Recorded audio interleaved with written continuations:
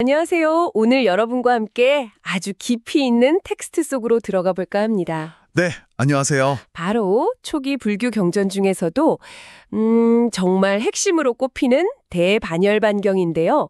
부처님의 마지막 몇 달간의 여정, 그리고 또 최후의 가르침들이 담겨 있어서 그 중요성이 정말 남다르거든요. 맞습니다. 팔리경장 중에서도 가장 길고 내용도 아주 풍부한 경전이죠. 이 경전 전체가 6개의 바나와라로 구성되어 있다고 들었습니다. 바나와라, 이게 그 한 번에 외울 수 있는 분량, 일종의 장, 챕터 같은 개념 맞죠? 네, 맞습니다. 당시에는 글로 쓰기보다 암송으로 전승했으니까요. 그런 단위라고 보시면 됩니다. 저희는 오늘 그 중에서도 첫 번째와 두 번째 바나와라에 딱 집중해서 그 안에 담긴 중요한 가르침들 또 사건들 이런 것들을 좀 함께 살펴보려고 합니다. 네, 특히 이 앞부분에 부처님의 마지막 여정이 시작되는 중요한 장면들이 많이 나옵니다. 그리고 시작하기 전에 오늘 저희가 다루는 건 팔리경전에 기록된 내용이고요. 후대에 나온 대승불교의 대반열반경과는 좀 다르다는 점 여러분 참고해 주시면 좋겠습니다. 네, 그 점을 분명히 하는 것이 중요합니다. 내용과 사상이 상당히 다르거든요. 자, 그럼 부처님의 마지막 발자취를 한번 따라가 보면서 그분의 인간적인 면모랄까? 또 심오한 지혜 이런 것들을 함께 만나보는 여정. 지금부터 시작해 보겠습니다. 네, 좋습니다. 첫 번째 바나와라. 이야기는 라자가하, 그중에서도 독수리봉에서 시작되죠. 네, 맞습니다. 영축산이라고도 불리는 곳이죠. 당시 마가다국의 왕 아자타사뚜가 있었는데 이 왕이 이웃한 왓지족을 정복하려는 그런 야심을 품고 있었다고요. 네, 왓지족은 당시 강력한 공화정 부속 연합체였습니다. 아자타사투 왕이 보기에는 눈엣가시였을 수도 있죠. 그래서 대신인 왓사까라를 부처님께 보낸 거죠. 조언을 구하려고 전쟁을 해도 될지, 승사는 어떨지 이런 걸 물으러 간 거겠죠? 그렇죠. 왕으로서는 당연히 그런 걸 묻고 싶었을 텐데 여기서 아주 흥미로운 지점이 나타납니다. 어떤 점이죠? 부처님께서는요, 그 전쟁의 승패 같은 직접적인 정치적 답변 대신에 질문의 방향을 완전히 틀어버리세요. 어떻게 하셨나요? 공동체가 어떻게 하면 번영하고 또 어떻게 하면 쇠퇴하는가 하는 아주 보편적인 원리에 대해서 말씀을 시작하십니다. 아난다 존자에게 딱 물으시죠. 왓지족이 여전히 7가지 쇠퇴하지 않는 법, 즉 칠불퇴법을 잘 지키고 있는가 하고요. 칠불퇴법. 그 7가지 법이라는 게 구체적으로 어떤 내용들인가요? 뭔가 단순한 조언 이상인 것 같은데요. 맞습니다. 이게 거의 공동체의 건강성을 진단하는 기준 같은 거예요. 요약하면 이런데요. 첫째, 자주 모여서 화합하며 회의하는가. 소통이 중요하군요. 그렇죠. 둘째, 제정된 법을 잘 따르고 전통을 존중하는가. 셋째, 어른을 공경하고 그 말씀을 경청하는가. 넷째, 여성을 존중하고 폭력적으로 대하지 않는가. 여성 존중도 들어가네요. 네. 다섯째, 전통적인 성소, 그러니까 탐묘 같은 것들을 존중하고 제사를 유지하는가. 여섯째, 아라한, 즉 깨달은 성자들을 보호하고 그들이 머물 환경을 잘 만드는가. 그리고 마지막으로 이 모든 것을 화합 속에서 잘 행하는가. 이겁니다. 들어보니까 정말 현대 사회의 어떤 조직이나 국가에도 바로 적용될 수 있는 그런 원칙들 같은데요. 정확합니다. 지속 가능한 공동체를 위한 지혜라고 할 수 있죠. 그럼 왓사카라는 이 답변을 듣고 어떤 반응을 보였나요? 전쟁에 대한 직접적인 답은 아니었잖아요.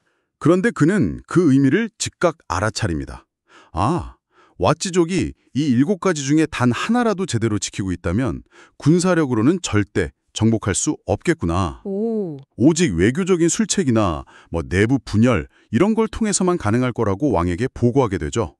부처님의 이 답변이 어떻게 보면 전쟁의 향방을 가름하는 결정적인 통찰을 준 셈입니다. 와, 정말 놀랍네요. 전쟁 질문에 공동체 운영 원리로 답하시다니. 근데 부처님은 이 원리를 비구들에게도 적용하신 거죠? 네, 바로 이어서 비구들에게도 설하십니다. 승가가 쇠퇴하지 않고 번영하기 위한 유사한 7가지 원칙, 그리고 또 다른 중요한 원칙들을요. 어떤 내용들이죠? 결국 반복해서 강조하시는 핵심은 그겁니다. 수행의 기본 틀인 계율, 실라, 그리고 마음의 고요함인 삼매, 또 궁극적인 지혜인 통찰지, 빤냐, 이 3가지 개정해 사막을 함께 닦는 것. 개정의 사막이요? 네, 이것이 바로 감각적 욕망이나 존재에 대한 집착, 무지 같은 모든 번뇌에서 벗어나는 길이라고 아주 강조하십니다. 그렇군요. 차 시작부터 아주 중요한 가르침들이 나오네요. 다음 여정지인 날란다에서는 그 사리뿌따 존자의 유명한 선언이 나온다고요. 사자후라고 불리는. 아, 네, 맞습니다. 지혜가 가장 뛰어나다고 알려진 사리뿌따 존자 이야기죠. 네. 이분이 부처님 앞에서 아주 단호하게 선언을 하세요. 세존이시오, 과거에도 미래에도 그리고 현재에도 세존을 능가하는 그런 지혜와 깨달음을 갖춘 분은 절대로 없을 것입니다. 나 이렇게요. 와, 정말 대단한 확신인데요. 부처님은 이걸 듣고 뭐라고 하셨나요? 부처님께서 바로 물으시죠. 그 근거가 무엇이냐? 혹시 모든 부처님의 마음을 다 읽어보기라도 한 것이냐? 이렇게요. 아, 그냥 칭찬으로 받으신 게 아니네요. 네, 그러자 사리푸따 존자가 법답게 추론 담마 아누야야 했다고 답하는데요. 법답게 추론했다. 이게 정확히 어떤 의미일까요? 그냥 논리적으로 추리했다는 거랑은 좀 다른 느낌인데요. 아주 좋은 질문입니다. 그게 단순히 머리로만 생각하는 게 아니라요. 뭐랄까 깨달음으로 향하는 보편적인 법의 길 또는 패턴을 통찰했다는 의미에 가깝습니다. 법의 길 패턴이요? 네, 즉 모든 깨달은 존재는 반드시 5가지 장애, 탐욕이나 성냄 같은 것들을 버리고 4가지 마음 챙김의 확립, 즉 사념처 수연을 잘 닦고 또 7가지 깨달음의 요소, 정진이나 마음 챙김 같은 것들을 개발하는 과정을 거쳐야만 위없는 깨달음을 성취한다. 이런 진리의 법칙, 단말을 꿰뚫어 알았다는 뜻이에요. 아하. 그래서 어떤 특정 부처님의 마음을 직접 보지 않아도 이 보편적인 길, 이 패턴을 알기 때문에 모든 부처님의 위대함을 확신할 수 있다고 설명하는 거죠. 비유하자면 마치 성문지기가 성 전체를 다 돌아보지 않아도 큰 존재는 반드시 성문을 통해서 드나든다는 것을 아는 것처럼요. 아, 보편적인 진리의 길을 통찰했기 때문에 내릴 수 있는 그런 확신이었군요. 대단합니다. 그 이후에는 따딸리 마을로 가셔서 제가 신자들에게 가르침을 주셨다고요? 네, 빠딸리 마을에서는 그곳의 우바세들, 그러니까 남자 신자들에게 계율을 잘 지키는 삶의 이익, 그리고 어기는 삶의 위험성에 대해 가르침을 주십니다. 구체적으로 어떤 이익과 위험을 말씀하셨나요? 를 얻고 좋은 평판을 얻고 사람들 앞에서 당당하고 또 죽을 때 마음이 평온하고 다음 생에는 좋은 곳에 태어난다. 이런 구체적인 이익들을 말씀해 주시죠. 네. 반대로 계율을 어기면 이 모든 것의 정반대 결과, 재산 손실, 나쁜 평판, 불안, 고통스러운 죽음, 그리고 악처, 즉 괴로운 세상에 태어나는 위험이 따른다고 경고하십니다. 결국 선한 행위는 선한 결과를, 악한 행위는 악한 결과를 가져온다는 그 인과법의 원리를 명확히 보여주시는 거네요. 바로 그거죠. 아주 분명하게요. 그리고 이 빠딸리 마을이 나중에 큰 도시가 될 거라고 예견하시는 장면도 나온다고 들었어요. 맞습니다. 그때 마침 마가다국의 대신들이 왓지족을 막기 위해서 성을 쌓고 있었거든요. 근데 부처님께서는 그 청정한 신성한 눈, 천안으로 수많은 신들이 그곳에 터를 잡는 것을 보시고 이곳이 장차 빠딸리뿌따, 현재의 파트나라라는 큰 도시이자 교역의 중심지가 될 거라고 딱 예견하십니다. 신기하네요. 그런데 좋은 예견만 하신 건 아니라고요? 네, 그게 또 흥미로운 점인데요. 번영을 예견하시면서 동시에 미래에 닥칠 3가지 재앙, 즉 화재, 그리고 수해, 마지막으로 내부 분열의 위험 또한 함께 언급하세요. 번영 속에 감춰진 위태로움까지 꿰뚫어 보신 거죠. 그렇군요. 그리고 첫 번째 바나와라의 마지막은 강각강을 건너는 장면으로 마무리되죠. 이때 좀 특별한 방식으로 건너셨다고요. 네, 보통 사람들은 배나 뗏목으로 건너야 하는 그런 큰 강이었는데 부처님과 수행승들은 신통력을 발휘해서 순식간에 강 건너편에 도착하십니다. 와, 이 사건 때문에 부처님이 건너신 장소는 후대에 곧다마 나루터, 곧다마 문 이렇게 불리게 되었다고 전해지죠. 자, 여기까지가 첫 번째 바나와라의 내용입니다. 정말 공동체의 원칙부터 시작해서 수행의 기분, 인과의 법칙, 미래에 대한 통찰까지 첫 번째 바나와라에 정말 많은 내용이 담겨 있었네요. 자, 그럼 이제 두 번째 바나와라로 넘어가 볼까요? 네, 좋습니다. 여기서는 또 어떤 중요한 가르침들이 펼쳐지나요? 두 번째 바나와라는 꼬띠가마라는 마을에서 시작됩니다. 여기서 부처님께서는 불교 가르침의 가장 근본적인 핵심, 바로 4가지 성스러운 진리, 즉 사성제에 대해 설하십니다. 아, 사성제요. 불교의 정말 기본 중의 기본이잖아요. 그렇죠.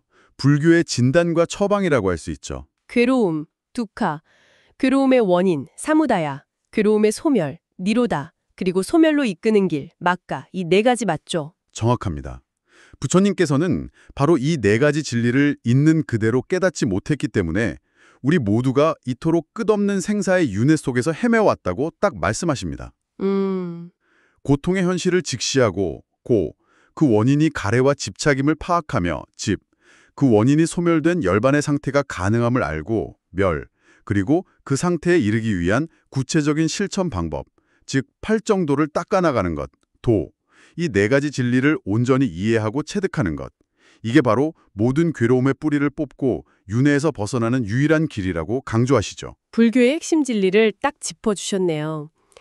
그 다음 나디카 마을에서는 좀 더 구체적인 이야기가 나온다고요. 아난다 존자가 돌아가신 신자들의 다음 생에 대해 묻는 장면이 기억에 남는데요. 네.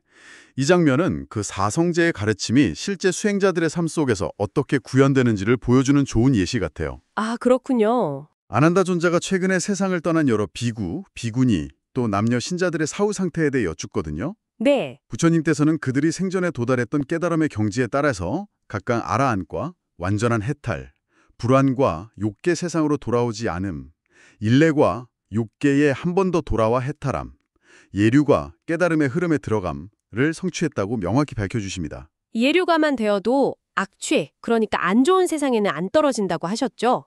네, 맞습니다. 예류가 이상을 성취하면 지옥, 악귀, 축생과 같은 그런 고통스러운 세상, 즉 악취에는 다시는 태어나지 않는다고 하셨죠. 그런데 이게 매번 돌아가신 분들에 대해서 부처님께 여쭤볼 수는 없는 노릇이잖아요. 바로 그 점입니다. 그래서 부처님께서 아주 중요한 가르침을 주세요. 바로 법의 거울, 담마다사라는 겁니다. 법의 거울이요? 어떤 거죠? 이건 수행자 스스로 자신의 상태를 이렇게 비춰보고 내가 최소한 예류과를 성취해서 다시는 악취에 떨어지지 않겠구나. 이건 스스로 확신할 수 있게 하는 기준이에요. 마치 거울 보고 자기 모습 확인하듯이요. 스스로 점검할 수 있는 기준이라니 정말 실용적인데요. 그 법의 거울이라는 건 구체적으로 어떤 건가요? 네 가지 요소로 이루어져 있습니다. 첫째는 부처님에 대한 흔들림 없는 깨끗한 믿음. 둘째는 부처님의 가르침인 법에 대한 흔들림 없는 깨끗한 믿음. 셋째는 부처님의 제자 공동체인 승가에 대한 흔들림 없는 깨끗한 믿음. 아, 삼보에 대한 믿음이군요. 네, 그렇죠. 이 삼보에 대한 확고한 믿음이 기본이고요. 그리고 넷째는 성자들이 칭찬하고 또 삼매, 즉 마음 집중에도 도움이 되는 흠없고 얼룩없는 그런 청정한 계율을 스스로 잘 지키고 있는가 하는 점입니다. 믿음과 계율이네요. 네. 이 네 가지를 갖춘 사람은 스스로 나는 지옥, 악귀, 축생의 세계를 벗어났고 깨달음의 흐름에 들어선 예류자로서 해탈이 확실하다 라고 자각할 수 있다는 그런 가르침입니다. 남의 평가가 아니라 스스로 검증할 수 있는 내적인 기준을 딱 제시해 주신 거군요. 와. 그렇죠. 아주 중요한 가르침입니다. 자, 이제 여정은 웨살리로 이어집니다. 여기서는 그 유명한 기녀, 암바빨리와의 만남이 있죠? 네, 맞습니다. 웨살리 외곽에 있는 암바빨리의 망고 숲에서 머무실 때의 일입니다. 이때 부처님께서 비구들에게 또 강조하신 게 있다고요. 네, 다시 한번 마음 챙김과 분명한 알아차림, 이 중요성을 강조하십니다. 마음 챙김과 분명한 알아차림, 이게 사념처 수행과 관련된 건가요? 네, 직결되죠. 자신의 몸에서 일어나는 감각, 마음속의 느낌이나 생각, 그리고 모든 법 현상들을 주의 깊게 놓치지 않고 관찰하는 것. 이게 마음 챙김이고요. 네. 더 나아가서 걷고, 서고, 앉고, 눕고, 먹고, 마시고, 말하고, 침묵하는 등 일상생활의 모든 순간, 모든 동작 하나하나에서 자신이 지금 뭘 하고 있는지 명확하게 자각하는 것. 이게 분명한 알아차림이죠. 이 두 가지가 깨달음으로 가는 수행의 핵심 도구라고 할 수 있습니다. 일상 속에서의 수행을 강조하신 거네요. 암바빨리가 부처님과 제자들을 다음날 공양에 초대하는 장면도 상당히 인상적이었어요. 네, 그렇죠. 뒤늦게 찾아온 그 화려한 위차위 귀족 청년들이 그녀에게 한 발 늦었다면서 막 아쉬워하는 모습이 생생하게 묘사되어 있잖아요. 맞습니다. 암바빨리는 당시 사회적 신분은 낮았을지 몰라도 아주 깊은 신심으로 부처님을 먼저 찾아뵙고 공양 초대를 하죠. 네. 뒤이어 막 황금마차 타고 화려하게 달려온 위처이들이 엄청난 돈 10만 금을 제시하면서 공양 기회를 양보하라고 하는데 안바빨리가 단호하게 거절하잖아요. 그쵸. 나라 전체를 준대도 안 된다고 했죠. 네. 그래서 리차위들이 아이고 우리가 저 망고지기 여인에게 졌다 하면서 탄식하는 장면이 나오죠. 이 에피소드는 뭘 보여주는 걸까요? 뭐 신분이나 부에 상관없이 진리를 향한 마음이 더 중요하다는 걸 보여주는 거겠죠. 그리고 또 하나 재미있는 건 부처님께서 그 리차위들의 위풍당당하고 화려한 모습을 보시고 아직 천상세계를 보지 못한 비구들에게 저들을 보라, 마치 33천의 신들 같지 않은가 이렇게 말씀하신 부분이에요. 아, 33천 신들에 비유하셨군요. 그만큼 화려했다는 거네요. 네, 그런 의미겠죠. 결국 안바빨리는 정성껏 공양을 올리고 심지어 자신의 그 아름다운 망고순마저 승가에 보시를 하죠. 그렇습니다. 대단한 보시죠. 그 후 부처님 일행은 웨살리 근처의 작은 마을 벨루아가마로 가셔서 마지막 우기한 거, 그러니까 수행 집중 기간을 보내시게 됩니다. 바로 이곳 벨루아가마에서 부처님의 여정에 큰 전환점이 되는 사건이 발생한다고 들었습니다. 부처님께서 매우 위중한 병을 앓으시게 된다고요. 이 부분이 정말 중요하게 다뤄지더군요. 네, 맞습니다. 여기서 아주 중대한 국면을 맞이합니다. 부처님께서 극심한 고통을 동반한 심각한 병에 걸리세요. 어느 정도였나요? 의지력과 함께 바로 앞서 강조하셨던 그 마음 챙김과 분명한 알아차림을 통해서 그 고통을 제어하시고 병을 이겨내십니다. 아, 대단하시네요. 그런데 이 모습을 곁에서 지켜본 시자 아난다 존자는 큰 충격과 슬픔에 빠지죠. 스승께서 아무런 가르침이나 당부 없이 이대로 열반에 드실지도 모른다는 그런 불안감 때문이었어요. 아난다 존자의 마음이 이해가 가네요. 그런 걱정에 부처님께서는 아주 중요한 말씀을 남기시죠. 그렇습니다.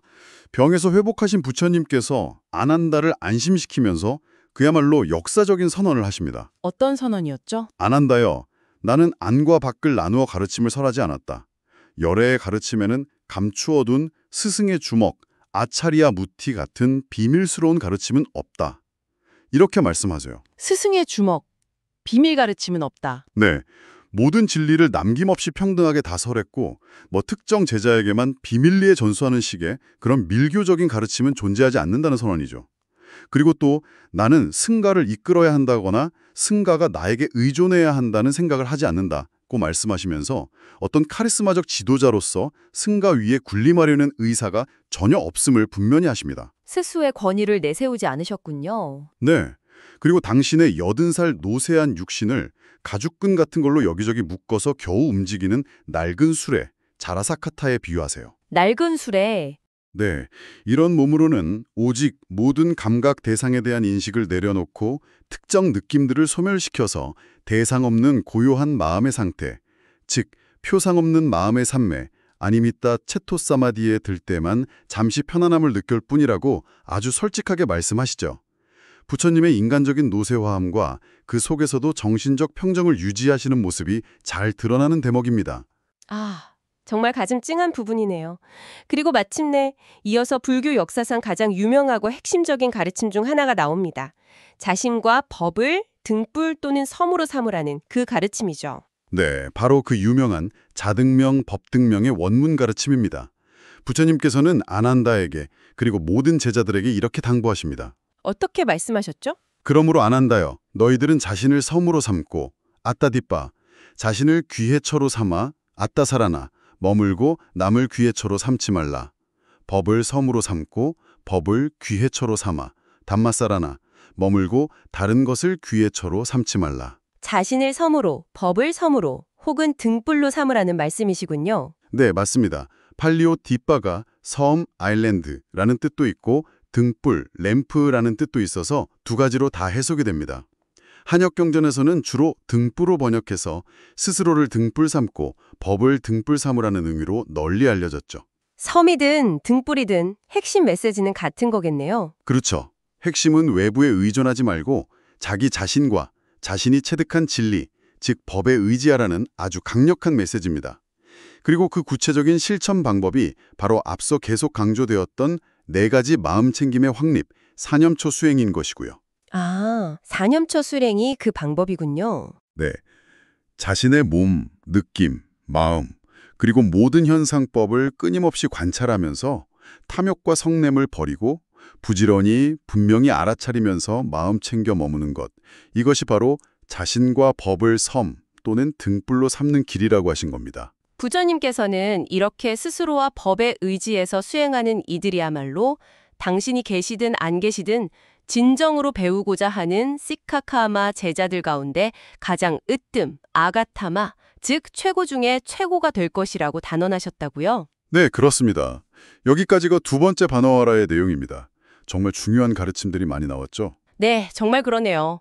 오늘 저희는 대반열반경의 첫 두 부분을 통해서 공동체의 번영 원칙인 칠불태법에서 시작해서 사성제라는 불교의 근본 진리, 스스로의 경지를 점검하는 법의 거울, 그리고 마침내 자기 자신과 법에 의지하라는 자등명, 법등명의 유훈까지 정말 쭉 살펴보았습니다.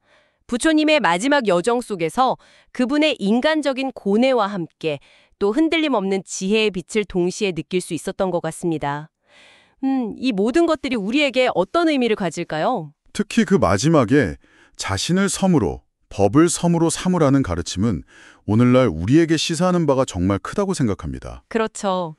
뭐랄까, 수많은 정보와 외부의 권위, 또 타인의 시선에 쉽게 흔들리기 쉬운 이 현대사회에서 결국 우리가 기댈 곳은 우리 자신의 내면을 성찰하는 힘과 보편적인 진리뿐이라는 점을 딱 일깨워주는 것 같아요. 네, 정말 공감됩니다.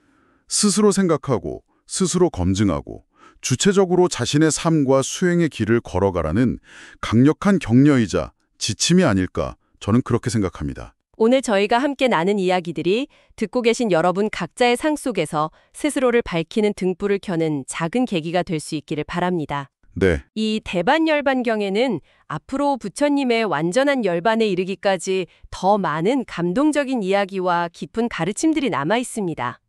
다음에 이어질 내용도 기대해 주시면 좋겠습니다. 들어주셔서 감사합니다. 네, 감사합니다. 자, 마지막으로 여러분께 질문 하나 던져볼까 합니다. 부처님께서 제시하신 법의 거울은 스스로의 믿음과 계율을 점검하는 도구였습니다. 그렇다면 오늘날 이 정모의 홍수 속에서 우리는 무엇을 나만의 법의 거울로 삼아서 진실과 거짓, 또 가치 있는 것과 그렇지 않은 것을 분별해 나갈 수 있을까요? 한 번쯤 생각해 보시는 건 어떨까요?